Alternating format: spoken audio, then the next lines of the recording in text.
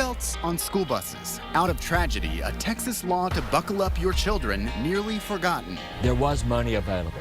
There was no demand for money. With federal leaders now calling for belts on buses across the nation. We do what we can to make sure our students are safe.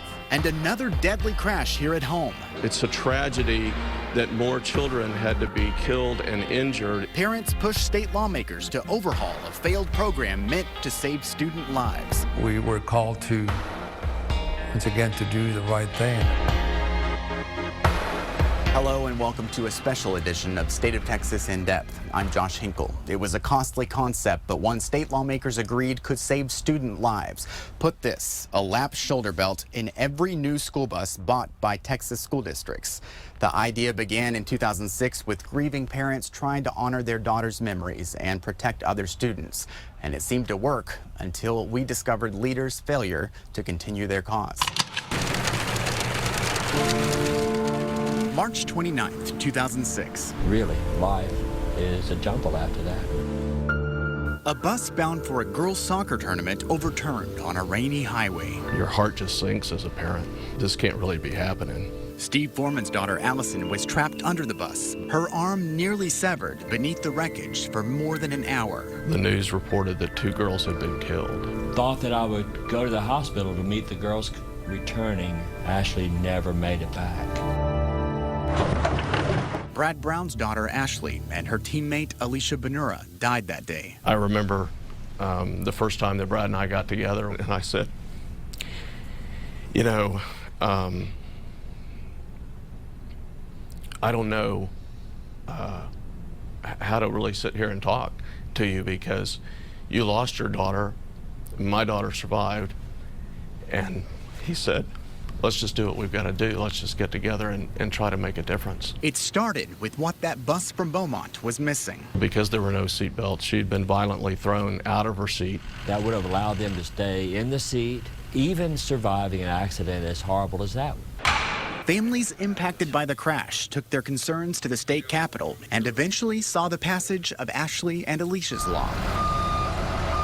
It requires lap shoulder belts on all new buses if state funding is available. One bus alone is at least $80,000. A bus with those belts cost at least another $7,000. So lawmakers gave $10 million to the Texas Education Agency to give to school districts that first round. It was enough to strap in about 70,000 students. But soon faced with budget cuts, the TEA slashed most of the funding from the program and never asked lawmakers for more money. 2012, 2013, 2014, 2015, there was no money that was requested for this program. Why? It's very difficult to award money when the districts themselves don't show an interest in it. Just 12 of more than 1,000 school districts in the entire state applied, and only 4 out of that number actually qualified and received funding. The TEA says, simply put, the program didn't make financial sense for many school administrators because it didn't pay for the entire cost of the bus, only the seatbelts. It's like telling you, Josh, I'll pay for the seatbelts if you go out and buy a new car. Well, the heavy lifting is still in buying the vehicle itself. And again, the law does not require districts to buy buses with belts if the state has no funding for them. Senator Eddie Lucio wrote Ashley and Alicia's law, and he admits it didn't live up to what he promised parents. In the last few sessions, have you asked for money for this specific program? Quite frankly, it was one that I should have paid a little bit more attention to. I was hoping that there would be funds made available for that cause, but it just got by me. During our investigation, he wrote to state leaders, urging them to take up the issue once again, considering more money or maybe a statewide seatbelt mandate if it's not available. There's no need for us to ignore that issue ever again. It would be a beautiful thing in Ashley's memory to see an effective legislative effort to make lap shoulder belts on school buses the law in Texas. In a few months, these fathers will mark 1 decade since the crash that changed their lives. And in that time, their frustration over school bus safety has only grown. When is enough going to be enough? What excuses have to be made for school administrators in ignoring this? After the latest bus crash that killed 2 students in Houston, lawmakers, including Lucio, are calling for action. We are awaiting word of what they will do ahead of the next legislative session in 2017, but we will keep checking back.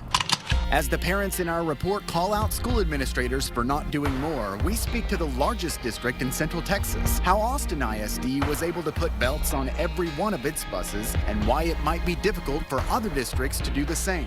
Next on this special edition of State of Texas In Depth.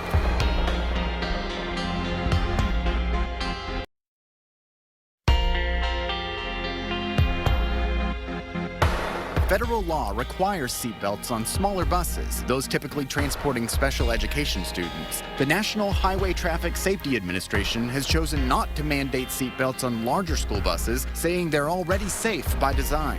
But this summer, the agency concluded having belts on buses across the U.S. would save 2 lives every year.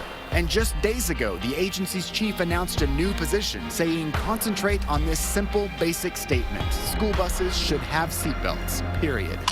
One of the districts in Texas that made seatbelts on all buses a priority was the Austin Independent School District. And with me now is the transportation director for the district, Chris Hafizadeh. Thank you very much for being with us. Good morning. Thank you for having us. So your district was able to get some of the funding from the state through the seatbelt program. Why do you think more districts didn't apply for that money? Well, I mean, there is many reasons for that. One of them is that we are fortunate that we are able to purchase our school buses per bond. So some districts don't have that, and they may have to, purchase from their budget. So every year we have a replacement plan, and we do, retire some buses, and we do buy brand new buses. We are the district that at least we have lap belts on all of our buses. And since 4 years ago, when the TEA funding came out, we decided to move forward with putting, lap shoulder belt buses. Some have criticized other districts for not implementing any seatbelts on their buses. Why do you feel that school district administrators and transportation directors have shied away from something like that? Well, school buses are safest mode of transportation. They are, the way they're built with the high back seats inside the bus and things.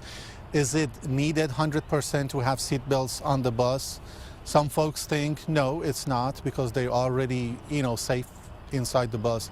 But us as a district, we feel like that's additional safety for our students to have it. So that's why we decided to move forward with that idea.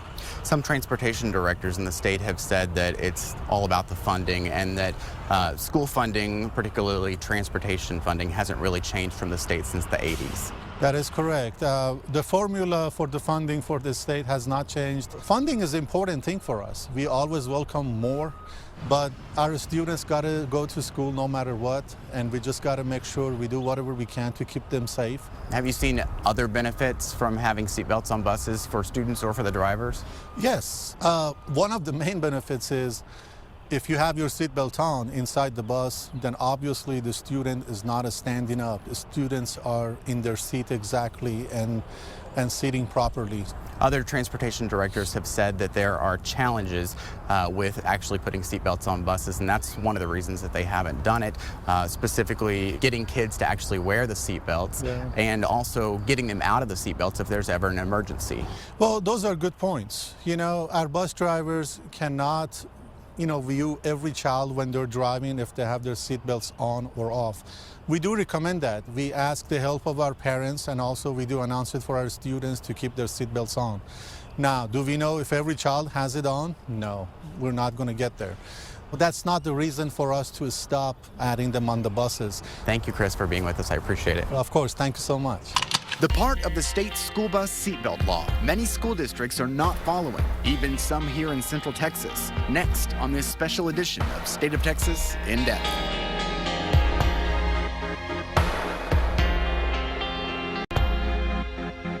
In 2007, state lawmakers aimed to put seatbelts on all new school buses in Texas, but the law they crafted also required school districts to report all bus accidents and injuries to the Texas Education Agency.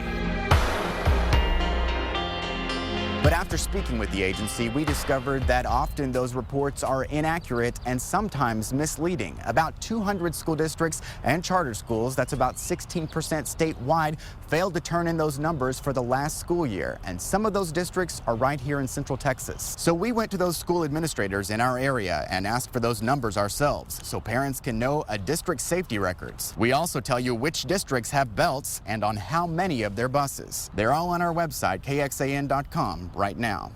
Every legislator wants to have the accurate information in front of them to make the best decisions that they can. A representative should be talking to their superintendents and saying, we need you to do this to make sure we make the best decisions that we can in Austin. These are your own records, 200 school districts not reporting those numbers to the Texas Education Agency. Well, you have more than 1,200 school districts in the state of Texas. There may be rural districts that had no accidents at all, that run a very limited number of bus routes. We may be talking about some charter schools that are in there that have no bus or transportation at all. There are a lot on this list that did get transportation funding from the state. The vast majority have reported something in, but that tells us that what we need to do is re-emphasize our efforts in reminding districts of their responsibility in reporting these types of numbers to the Texas Education Agency. Texas Education Agency just gets those numbers. If the districts don't report, the agency doesn't have to do anything about that. We are very limited in what we can do when those numbers don't come in. We offer reminders, we offer notices to school districts when certain data has to be reported into the agency throughout the course of the year, but ultimately we're reliant on the local school districts to live up to the obligations that are set out in law. Is that a flaw in the law, that there's no enforcement for districts that don't actually report those numbers? That's a question for the legislature. I mean, they're the ones who help establish what needs to be reported into the Texas Education Agency.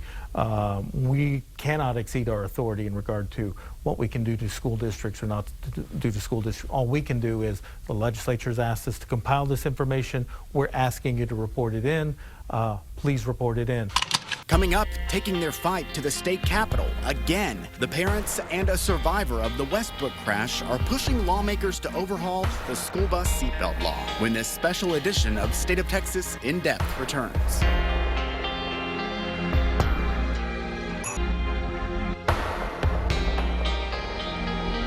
It's crazy to think, it's already been almost 10 years since the accident. In late March 2006, Allison Stoos and her Westbrook High soccer team were bound for a match out of town on board a bus that rolled off the highway. I, didn't have a seatbelt on, so I didn't stay in my seat.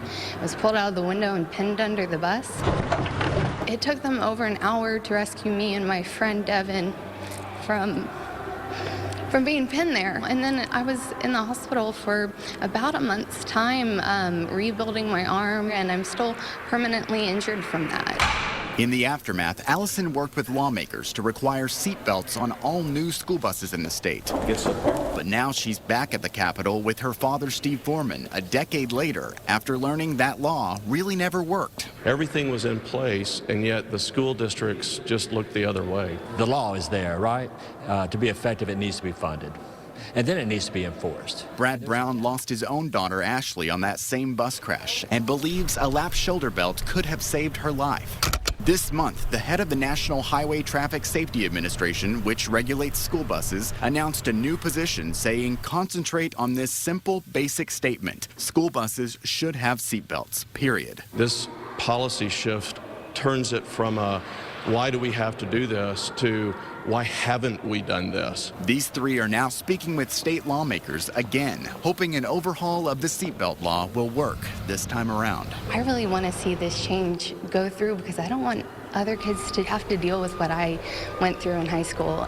And we'll continue to follow up on this issue as it plays out at the Capitol. But remember, these lawmakers are the people you vote into office. So if you have something to say, contact them. We'll tell you how on KXAN.com. And whether you like or don't like what they're doing at the Capitol, let them know when you head to the ballot box next November. From all of us at KXAN's political team, thank you for watching this special edition of State of Texas In Depth. Have a great day.